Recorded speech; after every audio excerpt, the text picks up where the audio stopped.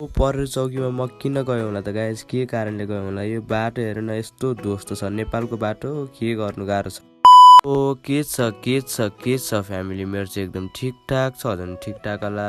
आज चाहिँ हामी भेना र म भएर घुम्नको लागि सरर यस्तो भ्यू हेर्दै मजाले कुराकानी गर्दै भेनाले राइड गर्नु आयो। म पछाडि बसेर कहाँ पुग्यौँ? सोलबाङ पुग्यौँ। हाम्रो सोलबाङ काम थियो कि सोलबाङ गएर एकछिन बाइक रोकेर फेरि हाम्रो सोलबाङमा काम थियो। के काम हो भन्दा नि बाइकको बिलबुक ल्याउने काम थियो। त्यही भएर हामी चाहिँ चौकीमा गएको हो।